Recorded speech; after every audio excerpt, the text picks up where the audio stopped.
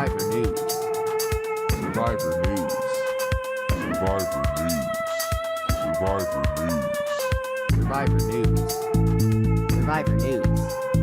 Survivor News. Survivor News. Survivor News. Survivor News. Survivor News. What's going on? We're back with your Survivor News coverage of Survivor Season 47, Episode 6. We are back. The baby boys are here. Joined the winner of Ghost Island, and this is the merge episode. So the first merge boot of Winners at War, Wendeezy Holland. But we didn't see a merge. We didn't see a merge boot last night. That is true. But I'm doing good. Thank you. We have the Jackery of the Atkins. You might know him from Circle Season 2, or The Floor is Lava, or you might see him getting these ads on the Instagram. Okay, you better get you a little sippy cup. The baby boy Jack Atkins. What's popping? What's popping? You also, nothing too good. You might also know me from this week's episode of Let's Make a Deal. Now, Paramount Plus. So, I haven't really been plugging that because I don't want to look. I don't know if that's really the next best move in my reality TV career. But I had to go pay my rent, so I had to hop on there and make a deal with Wayne Brady. Listen, Jack, that's 3 shows under your belt. You trying to come from Wendell's chain, okay? You three more. You're gonna have more shows than Wendell. Not 3 more, but the trajectory I'm on, I'm gonna end up on we're going downhill. So you want to do the People's Court? I might end up on the People's Court. I might end up on Dr. Phil or something. But Jack, when does that air? It came out this week. Yeah, it's on streaming now. Plus. Okay, deal. What is it? Deal or no deal? Let's make a deal. Let's make a deal. Okay, we're gonna have to check that out tonight after this episode. But we are here. The baby boys just landed back from Nashville. Shout out to Nashville. Nashville did its thing. That was my first time in Nashville. And there are cities that I go to, Wendeezy and Jack, that it's like New York, not for me. LA, not for me. Dallas might be for me. Tennessee, Nashville, Tennessee, it might be for me. Okay. Ooh. Nashville, maybe I'm a little ignorant. I don't know why I didn't realize Nashville is a city. Like a city. The vibes were immaculate. The people were very friendly. The weather was nice. The food was great. The food was good. The survivors that came out were amazing. The Purple Pants Posse, all of the amazing people that came out at East Beer Works in Nashville. East Nashville Beer Works. East Nashville Beer Works. Shout out to y'all, Jack. We were outside. We were it was giving backyard vibes with the lights, big TV. We had Kevin from Big Brother. We had Riley. We had America. We had Corey. We had Cute. Listen, Biggie. We had Jordan, the Deal or No Deal Island. We had Michael from the Traders. Wow. Let me tell you about Q, Jack. So the parking lot wasn't that big. So Wendell rented a truck. Wendell said he was in Nashville. He wanted to feel like so Wendell had F-150. A F-150. Wow. Okay. We found parking, but we had to cross a street. Q and his Q skirt decides that his next career venture is a crossing guard. He crossed everyone to get across the street. Bro, one car was about to go. He said, "Big mistake." Wait, it was a busy road too. He stopped traffic. I'm like, Q. But listen, did the car stop? Yeah, it was like 4 brothers walking across the street in Tennessee. I'm like, you know what? Be careful, Q. Yeah, but Nashville was something special, and that is our 4th stop on our 10-stop city of the BWP Tour 47. The baby boys are headed to Nashville next week. We've got some special New Orleans. Listen, I'm still on Nashville time. We're headed to New Orleans next week to Tickets are available. We've got some special friends coming, and I'm hearing this is going to be a very special episode. You know, have we ever podcasted live, Wendell? We never have, and I think we want to try it this time with our good friend Phil from the Survivor Specialist. He said he's coming by, and we're gonna try to keep our numbers cozy and do Yes. somewhat of a live pod. We're gonna see how that works. Yeah, so space is limited. We're going for an intimate setting because, I ain't never podcast live after an episode like this before. So we're going to keep the vibes limited and spacious. But if you want to come join us, we'll be in New Orleans next week. The tickets are available in the BWP Instagram or Twitter. But that's not it, Jackery. After that, we're headed to Chicago. From Chicago, the baby boys will be in our hometown of Philadelphia on the week of Thanksgiving. So come get your gobble with the baby boys. And that's not it. From there, we're going to Boston. From Boston, we going to Washington, D.C. Now, Wendeezy, Boston normally shows out for us. But I think Washington, D.C. said, Boston, we got to show y'all something, because Boston and Washington, D.C. and Philadelphia are shaping up to be epic. And if you've never been, come on. And I believe the tickets are available. We are headed to New York for the season finale. We're headed back to Berry Park in Brooklyn. So tickets are available. The BWP Tour 47 continues. Don't have no FOMO. Click the link now and get your ticket. Shout out to Jimmy G from the Purple Pants Posse that was in the building last night. Yeah, Nashville was so much fun, Jack. Can I say a few things? Hold on. Oh, wait. Before you start, Jack, our live pod is not going to be Survivor News if you have anything to do with that. It's not Survivor News. It's Spring break. It's a little 20-minute drop with Phil, but go ahead. First and foremost, I wanted to say it's crazy to think you've only done 4 out of the 10 stops, because from my perspective and being at one, I'm like, you guys already hit New York. You hit Dallas, you hit LA, you hit Nashville. That's like a season's worth of parties. So I'm like, the fact you got 6 more coming up, if you haven't been to one yet, you better make sure you get your tail on down to a Bryson win. But Wendell, you did touch. Look, Phil, I like the Survivor Specialist, and I'm gonna let you have. I couldn't make it. I couldn't make it this one. I'm gonna let you have your 20 minutes. But Phil, if you try to replace me, I'll see you in the ring. Oh, well, Jack, we see how that turned out. That was against Brett. So, Brett, I won't see you in the ring again. Okay. You got the ring, Brett. Jack, Wendell and I watched that together. I couldn't watch it, but listen, it's only been 4 stops, Jack, but it feels like 100, and I am happy to report, because I keep an honest, open here. When DZ and I haven't fought on any of these tours, we're doing great. However, we did run into a little bump in the airport this morning. What happened? It wasn't my fault, You know what, Jack? I'm checking in. I'm checking into my flight. First of all, I'm gonna preface this by saying y'all know I'm cheap. Okay. So I'm checking into the flight. Fortunately, I got the status, so I go to the preferred lane, and I have 3 bags. And my first 2 are free, but the third one will be $150 for the bag on American. And That's so you crazy, were like, I'm guessing you were like, Bryce, you want to? But I got a little status too, Jack. Okay. So my first bag is free. So I'm at the front of the line, and it's one of these rolly bags that I have brought it on the plane before in airports that aren't as strict. But anyway, it's a little bigger than you're supposed to bring and put above, right? So the lady that's checking me in, she's like, nah, that's too big. And I'm like, well, I brought it here on up top, so why can't I? She's like, no, it's too big. You can't. I'm like, all right, fine. Well, my brother's on his way. We'll give him the bag. He'll check it. And then I see her typing in her little computer, and I walk away. Important to remember. So I come. No.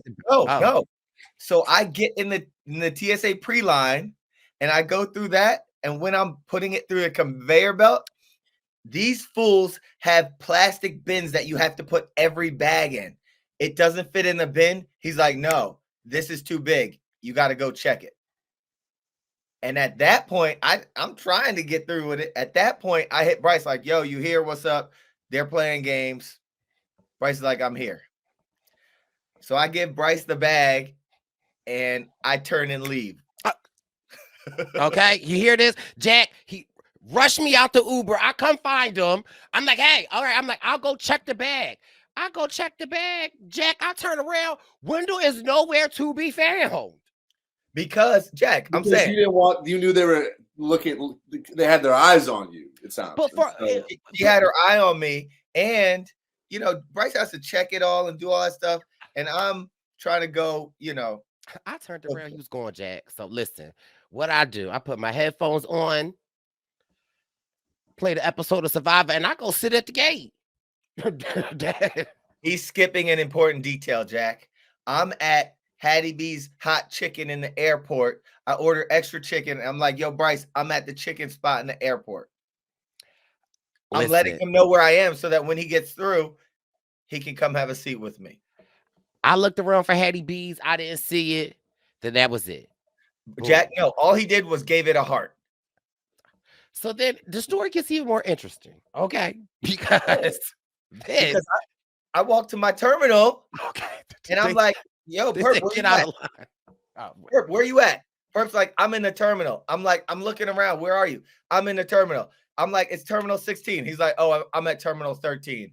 I'm in the terminal. Who wants to sit with all of them people? So anyway, they call group 2. I'll start the board. As I'm boarding, Wendell's off to the side with a security guard and a dog. And mind you, first of all, Jack, sometimes the situation, I get nervous. And so maybe I'm not the friend to call for help because I see the dog and the security guard and Wendell. I scan my boarding pass and I say, you good? Jack, it wasn't that serious. I look at my phone to get my ticket, and the ticket is no longer on my phone. I said, So I'm like, I'm supposed to board with group 3. And I'm like, I don't even have my ticket, my man. He said, you got to go talk to her. So I'm talking to the ticketing agent. There's no dog. And she's like, where's your bag? I'm like, what are you talking about? She's like, I'm like, my backpack, I got it. She's like, no. Where's your rolly bag? I'm like, my brother checked it in. I arrived early. He arrived after me. The lady was giving me a hard time. I gave it to him. He checked it. She's like, are you sure you're traveling with someone? She's just grilling me and asking me all these questions. And then I see Bryce in line. I'm like, there he is. That's my brother. I was like, I don't know. Bryce pretended not to know you or something. Bryce is like, you good? All right. I don't know this man. I don't know this man, sir. Then the story gets even more pettier, Jack. I get off the plane. I wait for Wendell. He just walked by me. I didn't even see him. I'm waiting. I'm like, where? I'm like, oh my God, are they giving him a hard time on the plane? I'm literally waiting into the terminal until I hear we're getting ready to start boarding. I'm like, this MFer. So I get down to the baggage claim. I see Wendell getting all his bags. I see my bag still, the only bag on the conveyor just going around. And I see Wendell walk out the door. I said, you know what? Jack, I got off the plane. Bryce was ahead of me on the plane. I got off the plane. I'm walking the baggage. I see Bryce nowhere to be found. So him waiting by the bathroom is either one, him in the bathroom, blowing things up. We know how that goes. Okay. We know how after a flight, Bryce will, or two, him hiding somewhere. I didn't see him, so I walked the baggage. Just like he walked and didn't communicate with me. I get my bags and leave. The story gets deeper though, Jackery. For tat. The story gets even deeper. Wow. So I'm waiting a baggage claim. That's a lie. That's a lie. Jack, I'm going down the escalator. I see Wendell with his bags rolling out the door. Listen, I'm waiting at baggage claim and the bags start coming out. I don't see Bryce anywhere in sight. But what I do see is Bryce's bag, one of the first bags to come off. I take it off the conveyor belt.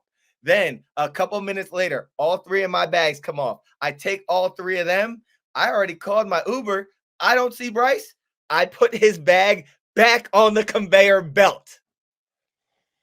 You deserve that. You guys Ubered separately? He wasn't communicating with me. I didn't know where he was. I'm I going feel to like I'm Ardmore. your guys as like parent, and you're like trying to settle this beef. I'm going to Ardmore. He's going to North Philly. I'm going to Chestnut Hill. Anyway, sorry, because people in the comments, I know. I was about to say, so one of their YouTube comments gonna be like, the recap starts at 15:13.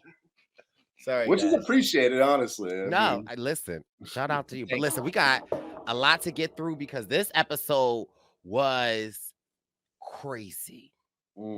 And I don't know if I'll go on record. I'll go on record right now. Go on the record. Season 47, I will say confidently, thus far, is the Kage-on of the new eras. Whoa. Like as I was watching last night, I'm like, they've got characters on characters on character. Like the way that things move, the way that things like it.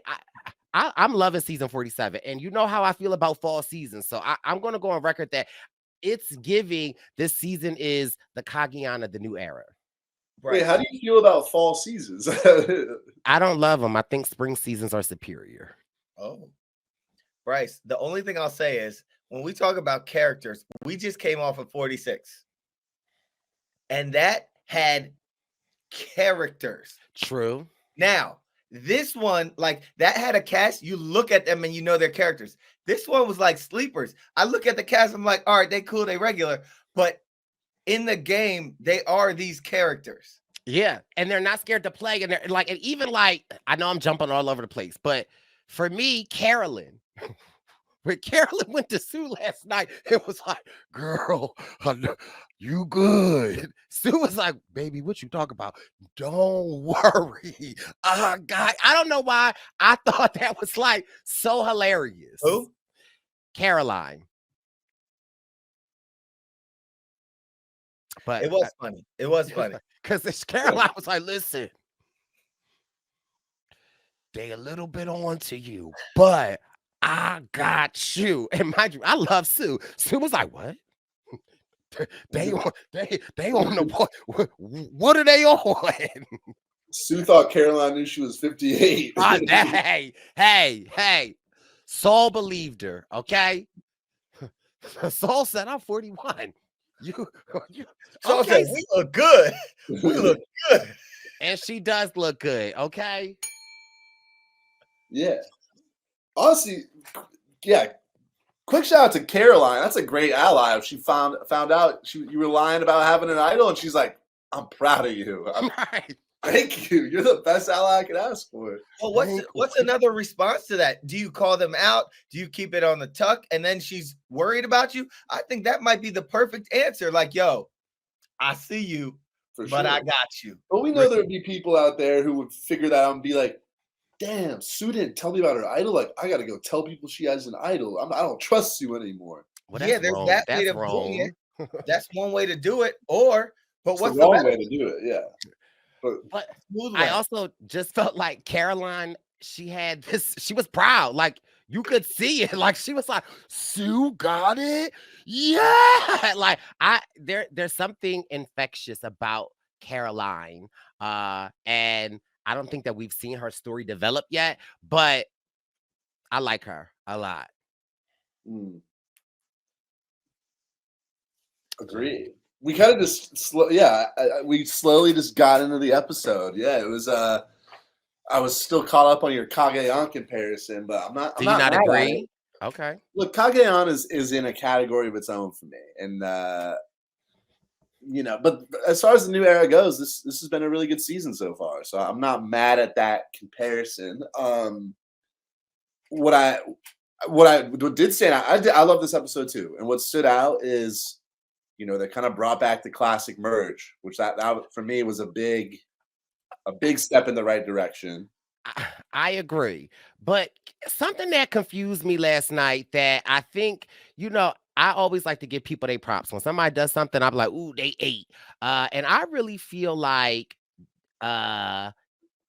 Jeff thought he was eating with this one, like, and we're going to do the immunity challenge. We're going to break it into 2 parts. And from the 2 parts, one person will only be safe. And everybody's like, oh my God. Isn't that how it normally goes? Like somebody tell me what's different here. No. Like, I get it. They normally do it in smaller groups, but during individual immunity challenge, this ain't the challenge. Yeah, but it's emergatory, and usually they have 6 people safe or something like that. Yeah, that's that new era. That's them young kids. I'm from an era when you merge, only one person safe. But the way that he was bringing it up was like, oh, we shaking the tables. You not going to Jack. If you win, you the only person safe. But Bryce, I totally agree with you.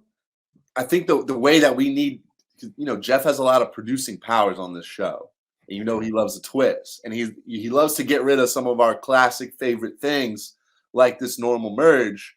I think the way that we need to get him to bring back our favorite classics like this is you have to repackage them as a new twist. Okay. Right? So Jeff, what if instead of 3 tribes, we started with 2?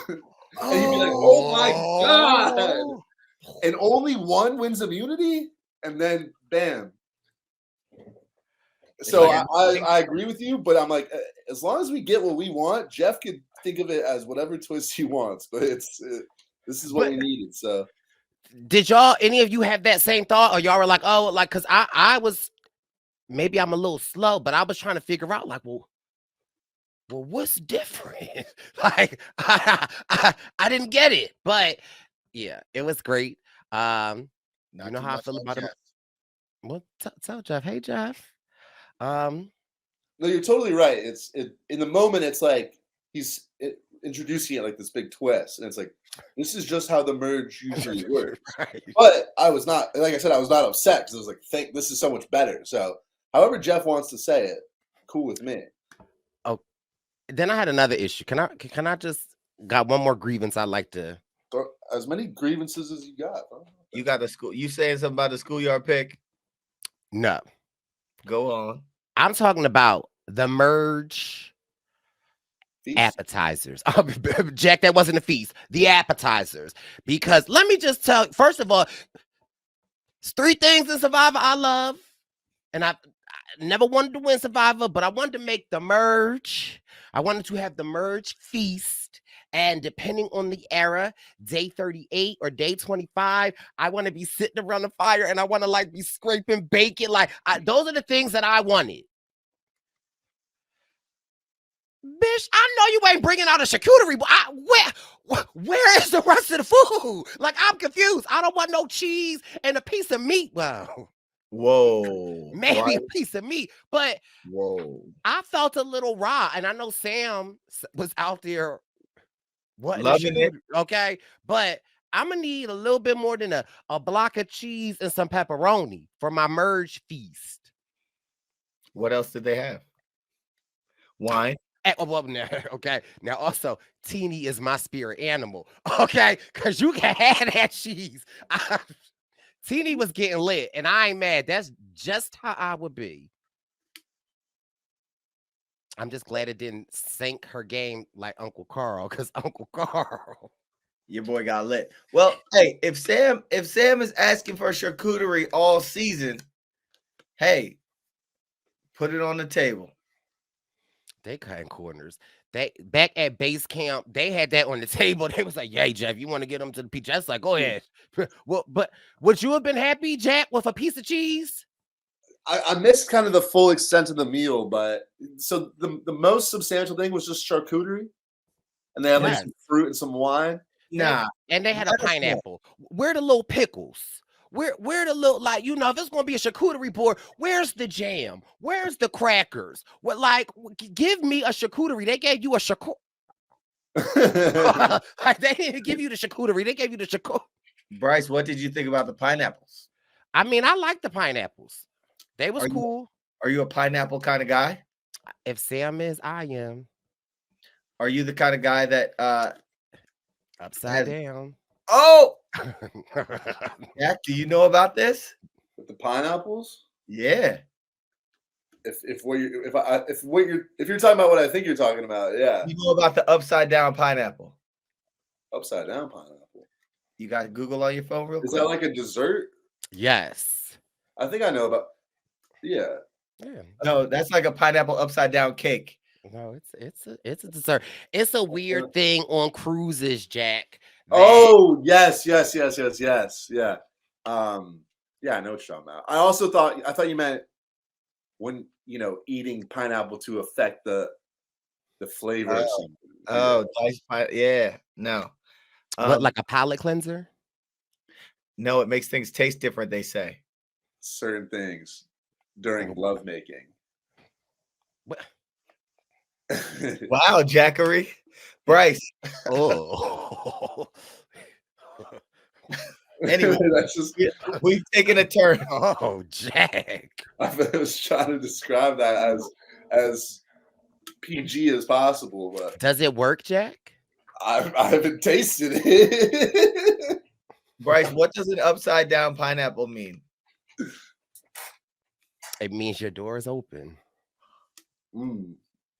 Okay. So they say, well, I mean, they say on cruise ships that, people, they do this decorating thing on their doors. And if you turn the pineapple upside down, then I believe it means that like you're a swinger, like you're open to, I'ma leave the door open. On the Survivor cruise, do we think there'll be any pineapples on there? Oh, wow. There is a Survivor cruise coming up. You might see some Looking at pineapples. There's a Circle cruise too. I didn't get an invite, but there's a challenge cruise too. I feel like they're all the same cruise. It's all the same. We're not doing this. I was gonna say off the well, this might be on the record or off the record.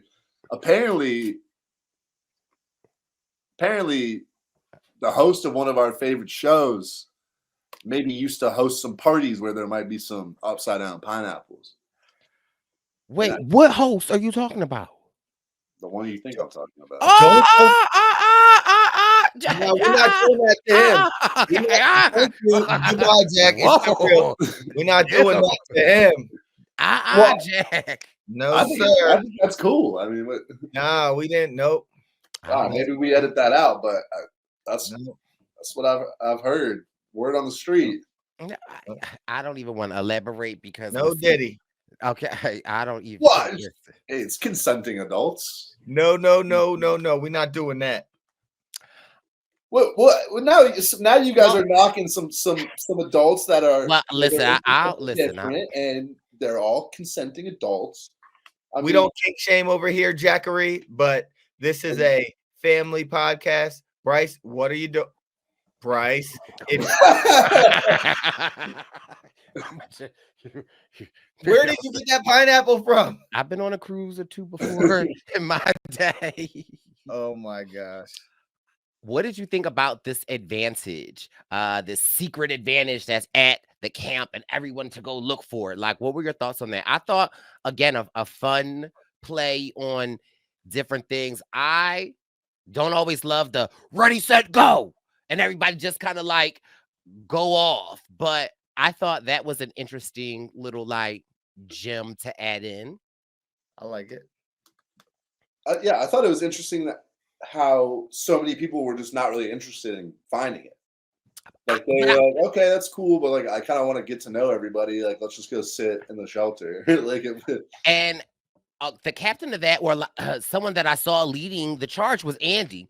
And in my opinion, Andy has had a rough couple of days, but Andy is finding his stride. And it's clear watching Andy's confessionals and seeing how well thought out. Like, Andy's very methodical. So I'm not mad at the way Andy was like, I'm going to sit here because, Andy get like me. He might find something, get a little nervous. Like, his best bet was to sit in the camp and talk to everybody. And I'm not mad. That's currency. And so Andy is building his social currency. So I am here for baby Andy. Andy has his moments, but then he has his moments when he locks in and can really like articulate a plan or what he's thinking. And I like that kind of a character because you get the laughs, you get some blunders, but then you also get this guy who is well thought out and locked in. And knows the game. Not so great at challenges. We love you, Andy. Yeah, it is funny. A lot of times he'll be talking and they'll be giving him like, I guess they'll call it like the dodo music or whatever, but he'll be saying stuff that's really insightful. And it's like, don't hate on baby Andy. Like he's kind of spitting some knowledge here. So yeah. Here's my other gripe. Now, I love Mama Sue, Tsunami, but girl, why are you just waiting till now to clean the stuff up? I'm so confused, Sue. Sue, you had all the time, like as much downtime as we have. I was a little shocked that Sue kind of just left things the way that they were. Not even burying the stuff, that's fine, but not even washing the idol. And then, girl, why is you washing the idol with the well water? Go to the ocean. There's a lot more water over there, and it has yeah. to it. I didn't really think about that, but I totally agree. Yeah, and also she kept the idol in the tube she found it in, right? Which had more stuff on it, more blood, just more red juice. Yeah, it's just a bigger. You just take the idol. It's like on your string, and just Why do you need the container? And you go wash the container off. It's just more to. I don't know. Right. A question I had for you, Wendell, because Sue said something like when she knew that the people were coming, she got nervous and she was like, they go through their bags. Is that something that they do during merge? They go through people's bags? I've never been, so. I mean, I think that depends on the season and the people you're with. I wasn't looking through no bags, but I wouldn't have put it past anybody. First thing though seems crazy to me. Like you don't pull up on the beach. You're like, all right, let's get Sue's bag. Let's see what's going on in there, especially you, Sue. Also, yeah, she's washing everything off. A lot of just go bury your idol somewhere, right? People do that. If you're worried about bags, and she was worried people would go through her bag, but then also is she washing it off just to put it back in the bag? It's still gonna be like someone finds your idol and it doesn't have red paint on it. And they're like, "Oh, this is fine." It has red paint, and they're like, all clear over here. It's a clean idol. Y'all want to get to Rome because it was too obvious that it wasn't gonna be him. Yeah, that was interesting. I do think Rome had the right thought process, right? And we can get to Kyle too, because first of all, I love Kyle, but watching the episode, I'm like, well, Rome ain't lie though, right? But I also some exaggeration, right? But I thought he was having a Gabe moment, right? Where it's this reminded me of Gabe episode 2, where Gabe's like, I want the people that are on the outs. I thought Rome was going to connect with the people, not just go and spill everything. That's where I thought that maybe he went a little wrong. If he would have maybe just spent a day building a relationship and then dropped these little nuggets, I think could have been better. But I also... Well, your thoughts on Rome? It kind of reminds me a little bit of Venus last season, where she'd come to people with some facts, but didn't put the time into build those relationships. And now, if Bryce and me and you had been together the whole pre-merge, and then we just met Wendell, and he comes to me and he's like, Bryce was saying some things about you, and this is the first time I talked to Wendell, I'd probably go to you and be like, Bryce, just so you know, Wendell said some stuff. Is it true? Is it not? And when that happens with multiple people, it's all just going to get around. And it's even if it's true, it's obvious. It becomes obvious that someone's just trying to kick up some sand and create some chaos. And, it's sort of okay, maybe this time they're coming to me with some truth, but how do I know I might not tell them something and they're going to go to someone else with it, you know? So there's a certain level of chaos that you can create before it gets to be too much, even if it's helping you in a way, right? Yeah, you do this like you don't go so hard doing this so fast. It's just like, all right, do one thing, triangulate one thing, you know, like, all right, talk to someone and do it and see how that works out. But don't bounce, and share and share and share. Nah, man, like good idea, poor execution because you went too hard with it right now. Yeah. Now, And to your point, Bryce, it's like some of the things he was saying were true, but some of them were also like really kind of stretching and twisting like Kyle's words, for example. And then it's easier for Kyle to like genuinely be like, I didn't say that. Like I said this verbatim. And then also you look at Rome, who's been really chaotic, and you put his word against Kyle, who's maybe like the most honest seeming like Southern boy out there. People are going to believe Kyle, even if Rome's telling the truth. But it takes two to tango, right? So I also want to analyze Kyle, right? Because it's like in Kyle's situation, is he doing the right thing? Because for me, I love Kyle and I love his game, but that conversation that he was having with Rome, and again, editing is everything, but it seemed like Rome was probing, and it seemed like Kyle ain't had no problem giving up the information of the information of the information. And clearly, it's like they clearly were having a moment with Kyle, but it just makes me wonder how often or how quickly do you give information up like that? But you want it to be transparent. You want to like give and flow, but it just seemed like for me, I was like, well, Kyle giving up the whole kitchen sink in the bathroom.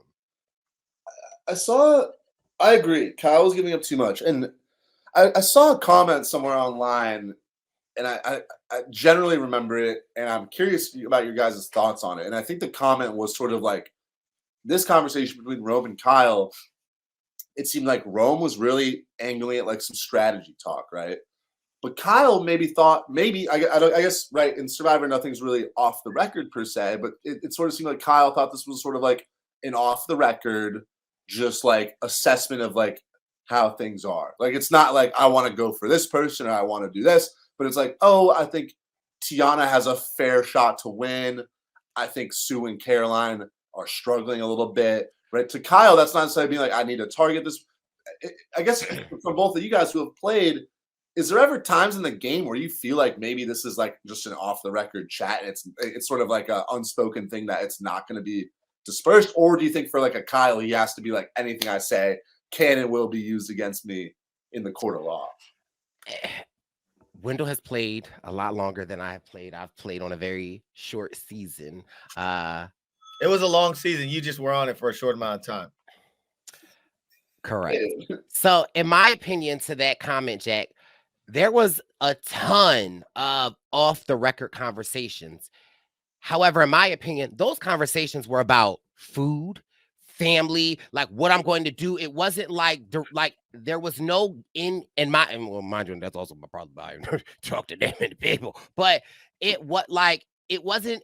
I just felt like the conversation was about in game. So it's like I get what you're saying, but I just feel like, yeah, you talking about the game and what people are doing, how they like. There's just no other way, in my opinion, that can be perceived. But I think Kyle's such a nice guy, right? And I think Rome took advantage of that. And Jack, to your point, there are kind of like getting to know you conversations or like feeling people out. Hey, how you feel about, I think it was the perfect storm. Rome is someone that is looking for language to use against you. And the fact that Kyle is a nice guy. So like Kyle might be, just doing the getting to know you stuff, light talk, small talk that he doesn't think Rome will twist and construe otherwise.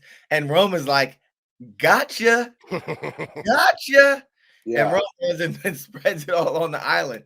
So yeah, I think there's a couple of things at play there. Yeah. If Rome would have just stopped at tsunami, because clearly she ain't say like it was so believable given like if he would have just dripped that to tsunami, let that sit for a couple of days, that really could have worked out for him. Mm-hmm.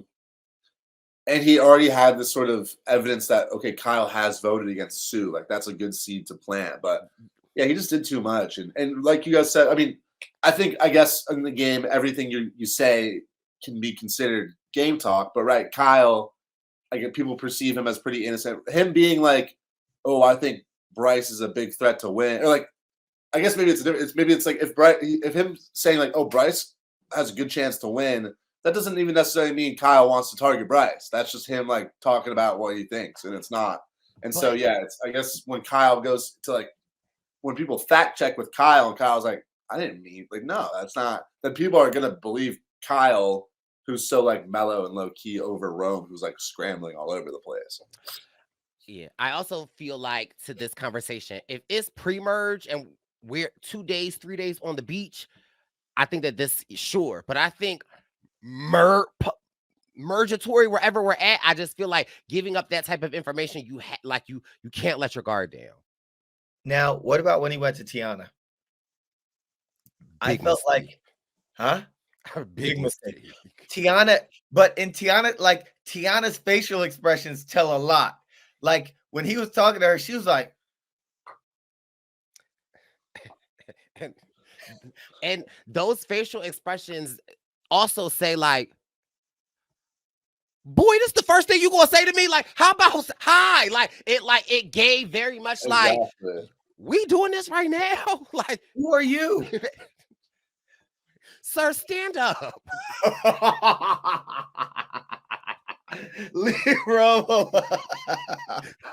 You make a good point with that too, though, because it's like even if people are telling you the truth or whatever, I'm like, first conversation you have with me, I don't want to hear that. It's almost like a real life thing that you hear where it's like someone you don't really know comes up to you is like, yo, your friend was like talking shit about you, and you're like out at the bar like having a good time. You're like, it's like, what am I supposed to do with that information? Like, now you just make me feel bad. Like, and yeah, and a dog that brings a bone, or a dog that carries a bone brings a bone. Yeah, you know the saying, like it's something like that. But it's also like, sorry, what was I gonna say? A dog that carries. Go ahead. But so this guy that she'll never talk to pulled up on her talking about somebody who's been on the island with her for 11 days. Bro, we love you. Yeah. But this is also what I find so interesting, right? Where it's like when we say a character like a Rome, or even like a character like a Q, right? Like they're dangerous players, right? Because it's like you want to keep them around for this very reason, right? Because it's like Rome's going to Rome, and yeah, you keep him around until he roams, and then this happens. But the problem is if Rome gets too far, then it's like, but it just really was the perfect storm for Rome, because I feel like when you have a character like Rome whose ego is like the size of Antarctica, like they say, don't ever get too comfortable in Survivor, right? Like, in my opinion, this plan was formed from somebody that was extremely too comfortable and thought that they like just had outsmarted everybody. Yeah.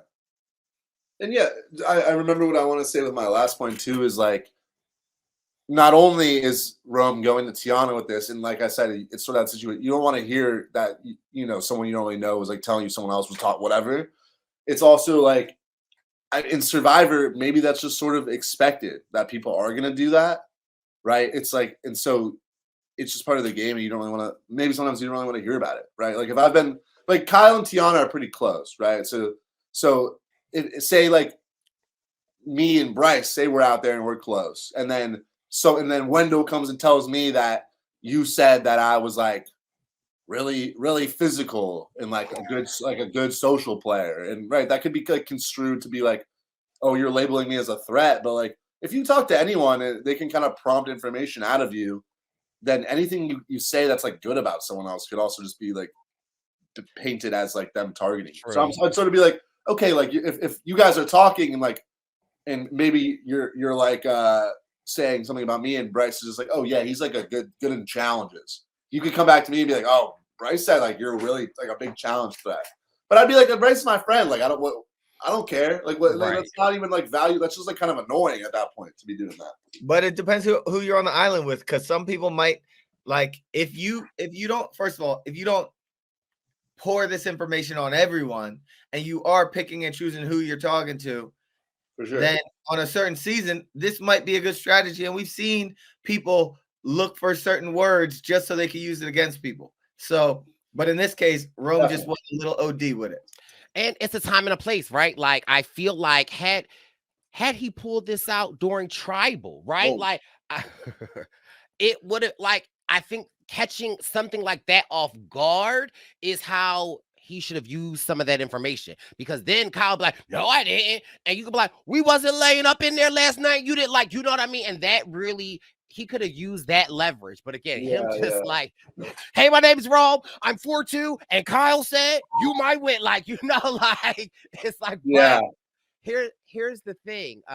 As much as like not a great play as that was, it was amazing TV to watch, right? Because it's like, could he play this off? Could it work? Like just watching him talk about the plan and seeing it unfold and see him going to everybody, it was excellent TV. Yeah, I guess the summation of sort of Rome's pre-challenge antics is like, you can there's some credibility to dispersing some information, but it's just so important, like build those bridges first, like those social connections. And if you just do it with everybody, it's going to come back and bite you in the butt, I guess. I don't know. Yeah, interesting. And then, okay, so now that we've started on Rome, let's get to the challenge, which kind of, breaks up the pre-challenge Rome, and then there's the post-challenge Rome in a sense. There's BC and AD Rome. Also, quick fact before I forget, I saw somewhere, so the Roman Empire officially ended in 476 AD, and Rome went home season 47, episode 6. That's pretty crazy. Wow. Whoa. Deep. So just a fun fact. Do you think about the Roman Empire, Jack? What's up? How often do you think about the Roman Empire? Only when Rome goes home. I don't know. So we already talked about this, this new merge that takes place or whatever. Something that Wendell, you mentioned earlier that I wanted to bring up was the schoolyard pick. We get it sometimes. We haven't gotten one in a while, and we never really see the pick. But I don't know if you guys know, someone Jeff talked a little bit about on the On Fire podcast, and I think someone connected some other dots. We know the order of the schoolyard pick. Have you guys seen this? Yeah, I saw the video. Yeah, Wendell sent it to me. The video's out. Yeah, the video's out. Yeah, it was the video of the actual from the island. Yeah, somebody had a camera phone. Well, I'm behind, huh? Yeah, send out my way, but it's I just thought it was. Go ahead. Yeah, it didn't seem like too much. I didn't like. Yeah, a bunch of dudes got picked early. It was interesting though. Andy was the last pick, and then Rome was the third to last pick. Mm-hmm. But anyways, I guess I'm a little behind the 8 ball there. But I mean, so do we like the schoolyard pick, and do we wish they had shown it? I like the schoolyard pick. After seeing it, I don't think that it was much to see, so I could see why they cut it out. But I like schoolyard picks when it's me and Wendell. I pick Jack. Wendell picks Jeff. I like it when now, Jack, you have to pick somebody for Wendell's team, and Jeff has to pick somebody for my team. I like it when you do a schoolyard pick like that, where it's like. But the teams don't exist yet. What he said is now I have to pick. Now I have to pick someone and send them to Bryce's team. Right. The person you pick isn't for your team. It's for the opposite team. So I would make the first pick, and it would be like you and someone else. And then you guys pick, but it's for the opposite team. To kind of like, So you have to like pick someone you don't want, basically. Right. Interesting. That's cool. That's cool. I I think I think schoolyard picks are dope and fun and can, shake things up a little bit. Or they could just be a little bit regular and okay, we saw how it felt, So yes, enact schoolyard picks, record them. If they add some drama or fun, incorporate some of it in an episode. And if not, we'll take the bonus scene. True. I guess I'm glad it's a bonus scene because I like a schoolyard pick. I think it makes it probably more even than if they just draw for teams. But a schoolyard pick, you kind of have to see every pick, and that would take a good few minutes of the episode. And it's like, as much as we want to see it, like most of the time, is it actually going to be that interesting? Probably not. But yeah. So I guess I did like this challenge. yeah. I thought it was interesting. I like the two parts of it. I like the puzzle, go through the dirt to get to the sand with the tribe. Then you got to get over, and then the winners of that will then compete for individual immunity challenge. When I saw the pick, I said to myself before the episode aired, I said, I guarantee, and I wasn't wrong, that Rome is going to be doing the puzzle at the end because it's like, tell me a challenge that Rome, like, it's just like, Rome's like, I'm going to do it. Like, it just like. Yeah.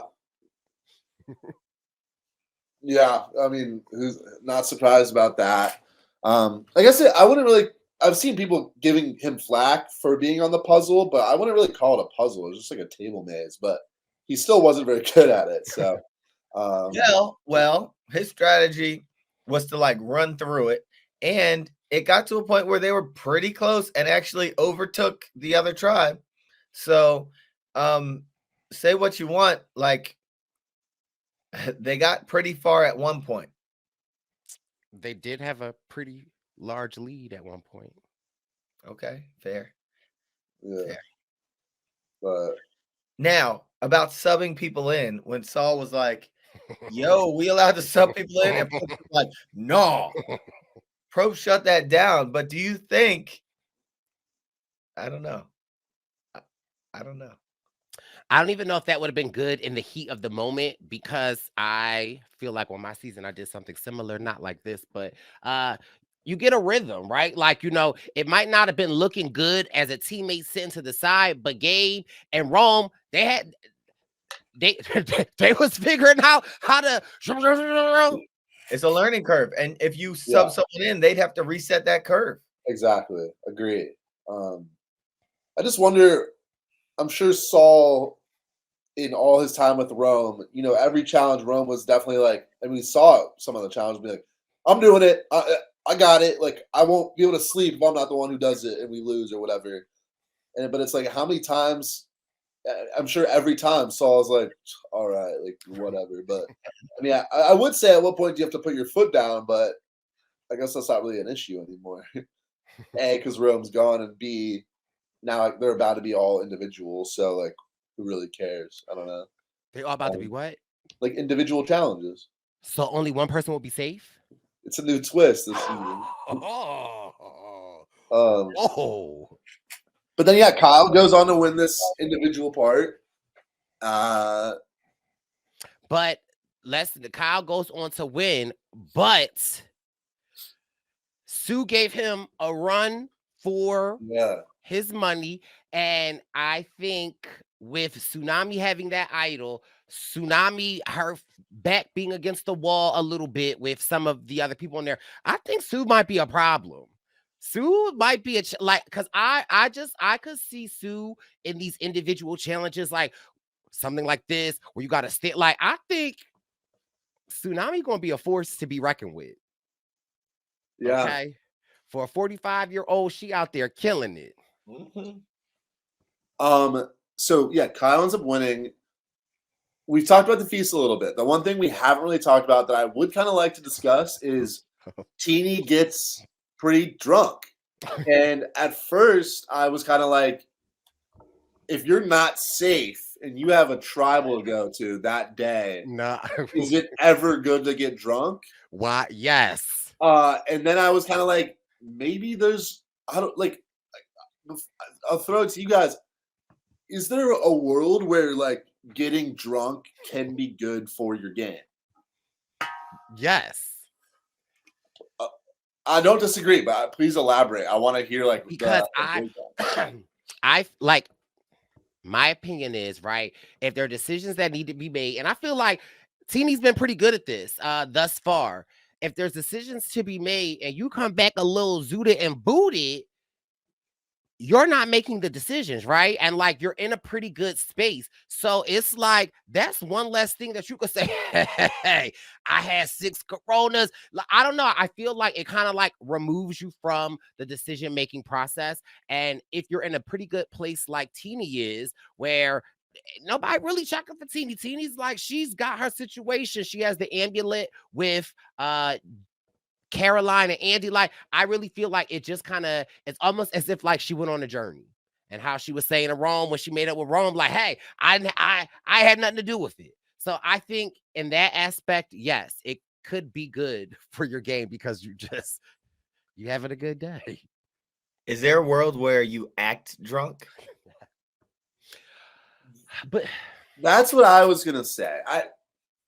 Now, generally, I don't think this is a great idea. Now, I guess it depends on the position you're in, but there's a non-zero chance Teeny could come back to camp, and maybe someone's like, Teeny, people are looking at you, and then to have to manage that when you're drunk is a lot harder. But I think the benefits here, A, if you're in a good spot, it could make you be good for your social game to just be like, God, like let's go. Like everyone's gonna be like, oh, Teeny's fun. Like Teeny's having a good time. I'm not too worried about Teeny.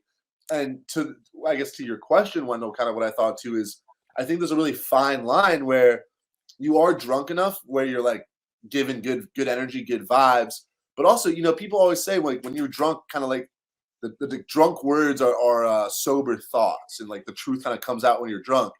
But if you're at that perfect level of drunkenness where you're still kind of like know what you're doing, I think you could really utilize that to be, because people, I think when if they see you as being drunk, I think they're going to take it what you think as being more honest, right? Because they're like, oh, they're drunk, like they're just saying what they think. But it's like if you're still have enough control where you can sort of angle that to maybe you spread a little bit of misinformation or whatever, and people are like, oh, but Jack's drunk, like he wouldn't just be like coming up with crazy lies, like he's too drunk to be doing that. Or in the same vein, it's like you might be drunk. A lot of times when you're drunk, you're like, you go to your friends, and you're like, bro, I love you, bro. Like you're my best friend. And like I think that's something you can do on the island too, where you get back to camp and you're like, you go to like your closest ally or whatever. You're like, dude, I never tell you, but you're my number one. Like I love you. And you know what, Jack? I actually say the opposite of that, right? You could utilize that to go to somebody that you might not actually like, right? And do that same, like, Jack, I went on that journey. We had a lot of beers, but listen, I know we ain't seeing eye to eye, but it's like, I think you're a great person. And I like, you could use that to make it like you could pretend and be like, yeah, like, how can we get to the bottom of this? Because like I'll be sitting over there thinking like, you're great, like that's smart. Yeah, I think it could work with anyone. Like, yeah, it's a really interesting. I haven't really thought about it, but I think it's an interesting dynamic to just be like, how do you play serve? How does it affect your game if you're drunk? Like, they need to beer pong needs to be a challenge.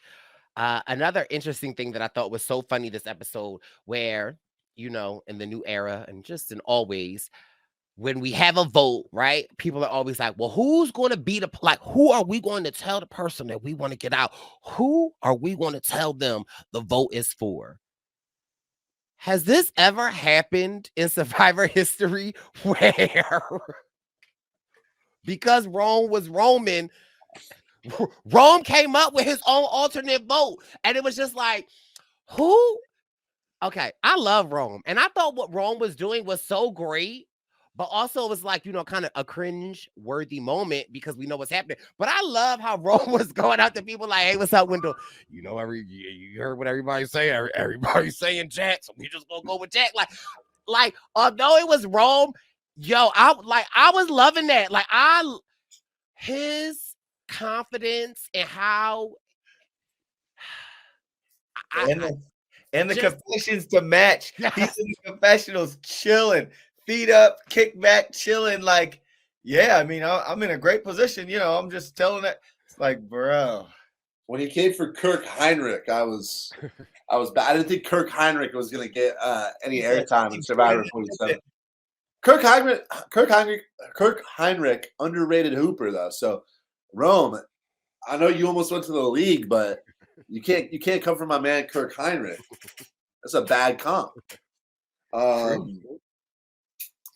Yeah, I mean it was pretty wild. Like it was really just building up Rome's downfall. I mean, I know when I was watching, we were all like, is this just the most obvious vote ever, or like is something crazy gonna happen? Because even all the alternative plans like didn't really have any like weight behind them. So it was like, is Rome gonna play like a shot in the dark? Like I don't really know. So obvious. It was so obvious that like we really thought that it wasn't gonna be. I'm like, it can't be. That is also what makes me so mad about Rome is that how are you that comfortable, Rome? Like how like where are your alarms? Like you think that you just gonna go up to everybody and say Saul and that's it. And you playing everybody. Like that was like that was the crazy part for me. That it's like you're that wrapped up that like you don't even want to know who the other person, like I don't know. That for me was great. But again, I loved him going up to everybody and just how he was doing it, like, hey, yeah, they were saying. And also, I think Jeff Probst is like he's the shadiest host ever because Jeff knows everything that's going on. So for Jeff to give Rome that moment is epic, but it is also diabolical for Jeff to do that to Rome, okay? A lot of people were torn on it, but I kind of thought it was hilarious because it was like Jeff's kind of in on the joke, right? He's in on it, and how much Jeff's diabolical. Like how much more would it hurt going home if you just had this moment where it's like, one, you already think you run in the tribe, you think you told everybody the name. Now at tribal, it's like Jeff made that man feel even more comfortable. Jerome is like, y'all ain't never see a player like me. I got this game wrapped around my arm so much. I took Jeff's spot. I think it was Gabby Pascuzzi who tweeted, Jeff letting Rome sit in the seat was like giving your dog chocolate before putting it down. Yeah. Pretty hilarious. I saw that. And then on the other side, our friend Chrissy Hogback was not happy with that. Yeah. Wait, she wasn't happy with him sitting on She Jeff's thought it was seat? like a disgrace to the game or something. Oh. I don't know. Yeah. Well, I don't think a disgrace. Friend, first of all. Yes, we love Chrissy. But no, for me, I'm with her in the sense that I look at that seat as the highest seat in the jungle, right? So it is like for me, like, okay, now we just letting people sit on the seat. Like I do think it is unprecedented. Mm-hmm. However, I loved it. Like I thought it was like great, and it just couldn't have been a more better person because Rome thought he ate. Well, that's the thing. It's like Jeff at his expense, kind of. So I don't really think it's. I get where Chrissy's coming from. That like they shouldn't just be letting people like sit there or whatever. But if it's kind of like I said, a joke at Rome's expense, it's kind of funny. It's not. It's even Jeff, is kind of being tongue in cheek with it. Can I ask you? I thought it was kind of entertaining, but it is funny too because Rome in his pregame bio said one of his goals or whatever was to be right. Jeff. That's first of all, that's why I'm saying Jeff is diabolical. He knew all of this. Here's a random question. I always hear this, but I never understand the origin. Tongue in cheek. I don't really know. It's it's just like I would guess maybe it's like Is it mean like essentially like lip service? Like you're just like no, it's like tongue in cheek is kind of just meant. It's like it's just sort of like maybe like a internal joke, like, oh, like you said something, but you were just kind of like you didn't really mean it. It was just kind of like a little throwaway joke, like it's tongue in cheek. It says cleverly amusing tone, bantering, facetious, comedic, humorous. But I don't get the tongue in the cheek. I don't know. If I had to guess, maybe I'd be like, it's sort of like when you say a little like naughty throwaway joke, and you almost your face, you'll like put your tongue in your cheek and be So like, if I say a serious one, I could say tongue to throat. I don't know. Because Right. I'm just trying to understand I get it, but I don't Right. get it. In the Well, 1700s, it's a lot of like it's just like a lot of phrases, like colloquial phrases that Some of them have origins that make sense. all right, in the 1700s, Cool. people may have used their tongues to poke their cheeks to show skepticism or contempt. Oh. So I was kind of right. Like, In the 21st century, what did they? Bryce, we don't want to hear it. Because if I'm doing, I ain't trying to show you no skepticism. I'm Okay. trying. Okay, Bryce. So if I don't believe somebody, you're supposed to go like, well, I think it's sort of like sometimes it's like a natural facial expression, like like when you like if you say something, I'm like, I'm not so sure. Like maybe you kind of. I mean, that's more lip to side, like. But well, tongue goes in the cheek. This is what we should waste 5 minutes on. Yeah. I just. But so what Jeff let Rome come talk about was this amulet situation, and I mean, obviously, watching we kind of get it, and like of course, all the players kind of get it too. So it wasn't like Rome articulated it well. He wasn't really shedding any new information that we hadn't really seen, but he did make a good point, and I want to know from you guys, like with this amulet situation, they end up playing it for Teeny. If you're one of those 3 amulet holders, what's your thought process with these amulets? Do you use it first thing? Do you hold on to it? Like, what's the move? So I get it. They have power, right? But I also felt like if you guys can come to I wish they would have held on to it a little longer, right? Like I felt like that was a cohesive enough group that it could have been useful. And I understand with the ambulance, like, it makes you more of a target, but I just felt like it's a target within, right? It would make Andy more of a target to Teeny more of a target to Andy, to Caroline. However, I felt like they were pretty cohesive, and I felt like I wish they would have kind of like the cat was out of the bag already. Now that's something I could get, right? That makes sense. Like the cat was out of the bag, and so it's like, how does that one make more sense though? What's that mean, Bryce? Because I look at it as like if I have a Christmas present for you, and back in the 1800s where they didn't have wrapping paper, they just had paper bags, and it's like, Jack, I got a present for you. You don't know what it is. And then when you open it up and the cat comes out the bag, it's like, oh, that is a little more than tongue in cheek. The phrase is thought to have originated from a medieval livestock fraud. Oh. At markets, dishonest merchants would sometimes swap a cat for a piglet in a sack before the customer looked away. The buyer wouldn't discover the deception until they got home and let the cat out of the bag. First of all, see, this is what I mean. Like these are all like old. But can you be imagine like, honey, we gonna have some bacon this week. Oh, I can't. And then it's like, oh, I can't.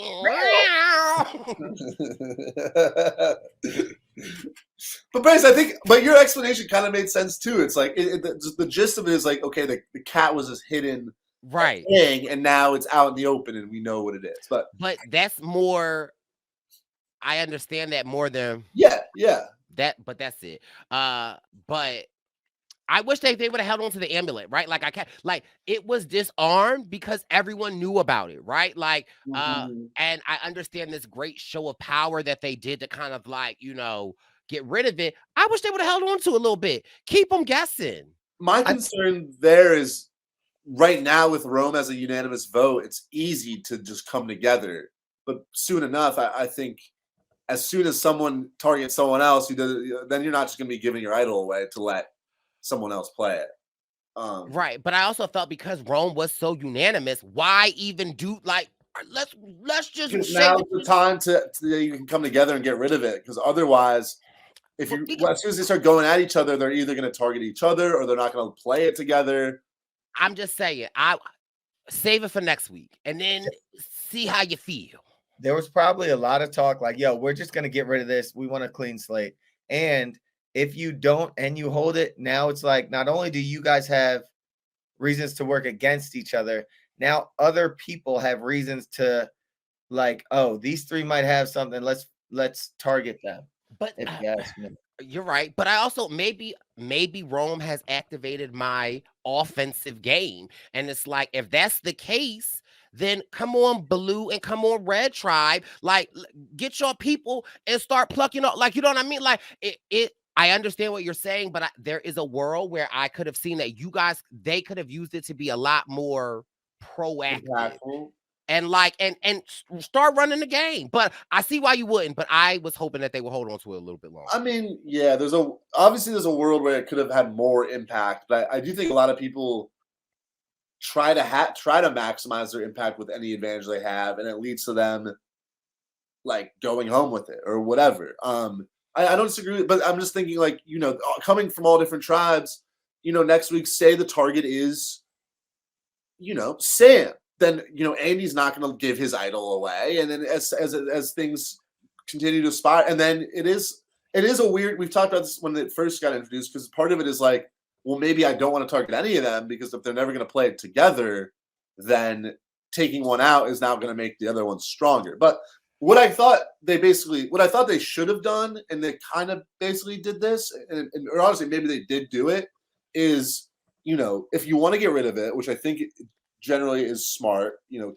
cleaning your slate at the merge, is tell everyone like, hey, the three of us at Tribal are gonna like rock, paper, scissors, shoot, and whoever wins gets the idol. Because then if you're gonna live up to that, and if everyone else on the beach thinks, oh, there's a 1 in 3 chance that Andy, Teeny, or Caroline is safe, that's enough of a chance where with 10 other targets, I don't think that they're gonna be targeted. So in a way, that small chance of you being safe this round is enough to like basically make you fully safe.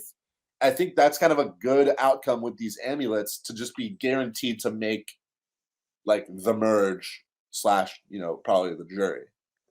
So I hear what you're saying. Even if it puts a target on you, I feel like it still gives you somewhat of an option to maneuver some way, shape, or form. And so for in my own individual game, even if I'm aligned with the other 3 amulet holders, I still like that option of moving and shaking a little bit. But that's all. So, well, okay, I mean, see, I don't fully disagree with you, but I'm curious. So, Bryce, say you're Teeny here, and Andy and Caroline come to you and present this plan, and you don't want to do it.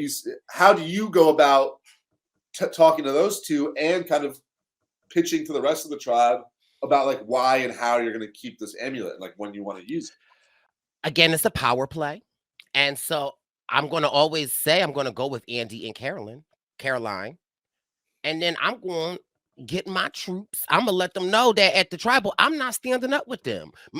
This is like, it's going to make waves, but you can't swim if you're not. No, see, that's I'm the, just I think saying. that's the wrong Yeah, answer. I mean, I'm just saying it's an option. And in the game of Survivor, you need options. And sometimes you can play offense, sometimes you can play defense. That's all I'm saying. But Bryce, I think that's if you agree and then you don't do it, then everyone's gonna be like, what's going on? My other people, I got my other people. Listen, I got my soul, I got my Genevieve. Like, I'm just saying, I didn't say it was a good option. I'm just saying, like, it's an option. And they love huge plays. And can you imagine if the plan was everyone votes then we'll stand up and play the amulet, and then you have a side plan, and everyone thought they was going like. I mean, that's a move. But if you don't play it, then all of a sudden Andy and Caroline are gonna be like, damn, like Bryce isn't with us. Now, if we want to use our amulets, we gotta get I Bryce mean, out. how many? I'm sorry, how many people can win Survivor? I don't think I respect you wanting to make more of a play with it, but I'm just saying in this thought exercise, I think that would really get you in a lot of trouble. Okay, that was real tongue in cheek. Listen, I'm not saying what I said was great. All I'm saying is, do you understand what I'm saying, Wendell? Yeah, you're saying there's other options that would be more interesting and impactful than what they did. And which so I don't disagree. But so all I'm saying is if we can have these votes and just hold them off. Tell them it's a pig. Don't let the cat, you don't gotta let the cat out the bag just yet. I'm just saying, here's my thing. Yes, we should get rid of it. All I'm saying is let's try to get 2 more tribal councils and then just see what we can make shake. I think my concern, I mean, I know we're kind of just on opposite sides of this, but I think my concern, if I were Andy, would be once Rome's an easy vote now, we can come together and get rid of this idol. But once things start to potentially fracture in different directions, it's a lot less likely that the 3 of us can come together and just agree to play it on one of us. And so at that point, if we can't even get rid of it because the 3 of us don't want to play it together, then it's either a target to the other amulet holders or it's a target to everyone else. And I can't even get rid of my idol at this, my amulet at this point. Then it becomes just becomes a burden and has no benefit. You're not letting, I agree with you, but all I'm saying is let's just see how it shakes out. Let's see what tomorrow morning brings. Okay, so let's take a vote. Was this a good idea for them to burn their amulet right now, get rid of it, get a fresh start, get the eyes off of them? What do you think? I think it's great. I'm not mad at it. I'm just saying there's a world where all I'm saying is there's a world where they could have been selling pigs and really selling cat. That's all. Have we ever seen a scenario when people came together and used it properly, or was it always people targeting and getting people out? But that's also it's a limited sample size though, but yeah. But that's also what I'm saying is that Teeny, C, and A, they were also cohesive. But I mean, I know, but that's what I'm saying. Well, let's see a little later. Have you ever had the candy? That's why it's called Now and Later. It's a terrible candy. You think so? Yeah. I'm good on Now and Laters. Oh my God. That maybe this is the exact, if you like Now and Laters, then you want to hold on to the amulet, but if you don't, then you want to play it. I love a Now and Later. Fair enough. Yeah, I don't know. But when the amulet first got introduced, I think one of the most interesting discussions I think we've had this season was about all the different ways that it can shake out and all the pros and the cons to it. So I think it's in line with that we're having this debate of now or later, So I can't. That's just the thing is there's so many ways it can shake out. There's honestly no way to predict what would be good and what wouldn't. So I don't know. I just think especially coming off of 46 or whatever, where people hold these idols or whatever, trying to make the perfect move. Sometimes you just got to get away with a few good moves. And you're right. No, you are absolutely right. Here's my last thought on it, right? What I mean by it can create options. You know how sometimes we got to have another vote in case you play the shot in the dark, right? So it kind of automatically triggers something else. That's, in my mind, why I would want to keep the amulet for a little bit longer, because I want to just trigger other mechanisms that could potentially keep me in the know and could potentially, in this time where anybody can go for anything, another name. But I mean, listen, we could talk about it now. We could talk about it later. Hey, going. A small part of me wonders, maybe the benefit to them never using it or holding on to it would actually just be that it would be less of a target in a way, because maybe they don't ever come together, but then maybe everyone else is like, well, if we vote out any of them, then the other two have maybe we just don't even touch them for a while.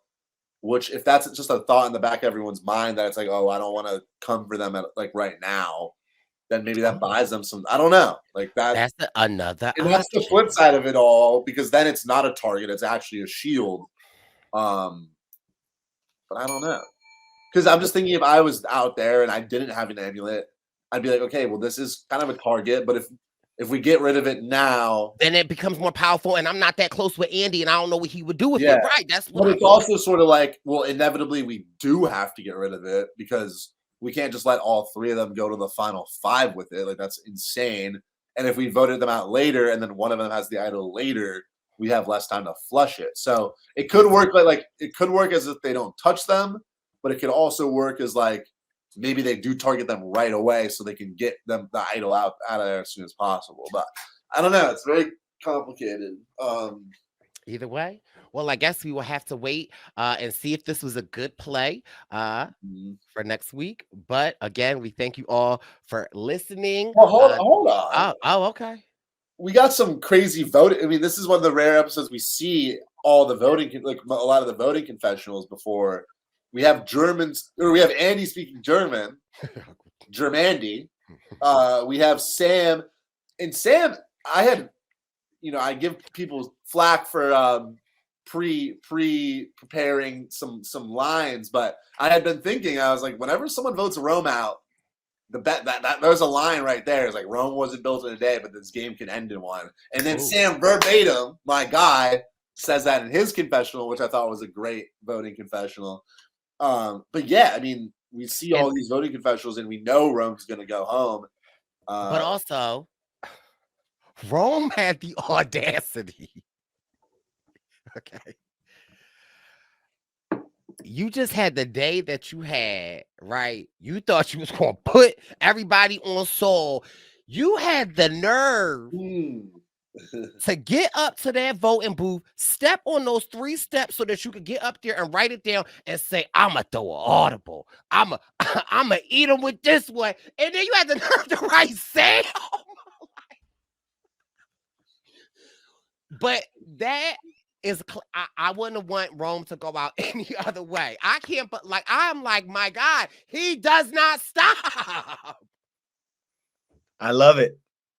Yeah, I don't mind that. But he said, "Damn," he was like, "Oh!" And then, did you see when they pulled the Sam card and everybody started looking? Rome was like, "Who did that?" He was like, that contributes to Rome being a good team, because it's like, if say his plan had worked perfectly, and then Sam gets a vote, we already know Rome was back at camp like, who voted for him? Like, just trying to stir it up. So whether you love or you hate Rome, it's definitely he's making good TV. And it just adds to the fact of you playing around, you acting like, and then they said your name and your jaw was really stuck like that. You was like, and this is how you know, first of all, love Rome, great for TV. But this is how you know that man was hurt. He said like, good, y'all got me. Good move. It's an honor to sit up there, Jeff. Jeff snaps his sword. She turned around at him. He said, good move. It was an honor to sit up there, Jeff. I said, like, okay, you can walk away. He walked. Good move. It was an honor to sit up there, Jeff. Like, he was literally saying the same thing over and over again. And like, and he asked for the hug. Yeah. Where my hug at? Where my hug at? Can I get a hug? Yeah. I definitely think we will see Rome again. And I definitely think, again, Michaela was a pre-merge the first time she played.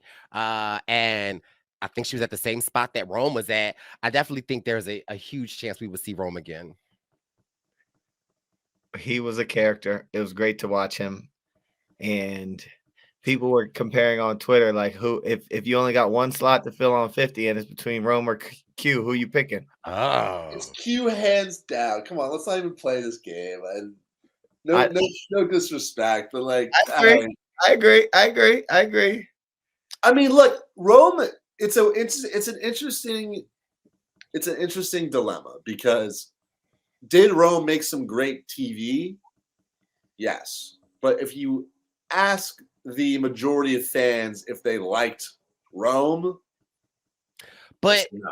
And so, but here's the thing, though. But I feel like that works more in your favor. If more of the fans don't like you, I think that's an even more reason to bring you back. To me, look, I don't want to be harsh, but so there's a difference between like there's people you love to root against, and Rome started to tiptoe into that boundary. But there's also people you just are rooting against because you're just not feeling it, and like.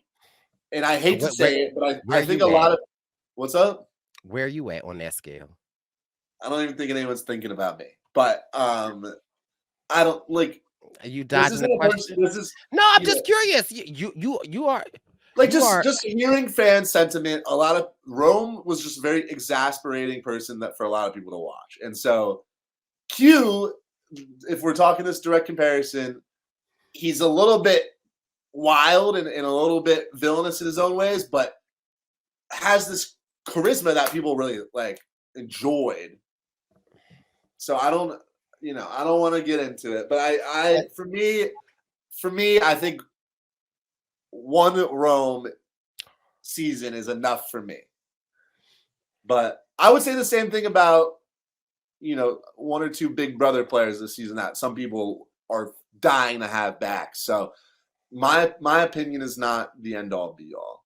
I have a bold prediction, even though it's going to stand what I have a feeling I could see. I didn't see the previews. I don't watch the previews because I don't like spoilers, but there's a world where you ever read books or see stories where like there's the character that everyone hates and wants to get rid of, and you do all the things to get rid of the character. And then when that person is gone, then the person that did their best to like fight nobly and get that character, then they kind of like emerge like I could potentially see that for like Saul. Yeah. Saul. But mind you, I would love it. But like, I don't know why I was like thinking that today on the airplane when I was all by myself and nobody was with me because I was left. But I was Saul was kind of the guy that did it for Rome, because like when they were all talking and comparing, Saul was like, yeah, he's a liar.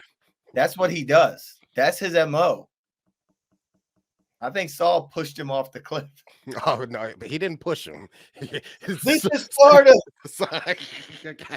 What I will say about Rome, because I feel like I came down a little harsh on Rome. I wonder if after this season and after seeing how he was received by the cast or the fans, maybe he found a little bit more balance in his personality, and maybe coming back could be a great second chance where it's like, I realized these things about myself first season.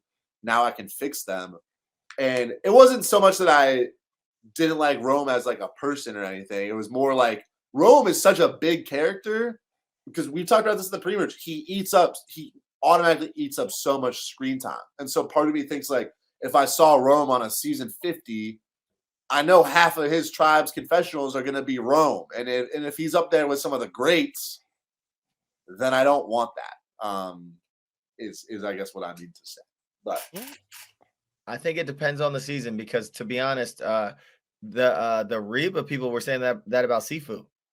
They thought that his personality was so big that they wouldn't get any screen time at all, and they just didn't edit him like that. Anyway, that's a good point. Yeah. Well, that's been your recap of episode 6 of Survivor 47. We'll be back next week covering episode 7. Will be in New Orleans. If you haven't gotten your Bryce and Wynn Tour 47 tickets, they are available, and we will see you next week. Thank you so much. We out. Tongue in cheek. It's the Purple Pants Podcast. You better listen in public, might make your stomach hurt. It's the Purple Pants Podcast. You're trying to unwind, you better get that box wine. It's the Purple Pants Podcast. You're trying to get your snack, you better hurry right back though. It's the purple You wanna hear it pants. yet? It's the purple pants.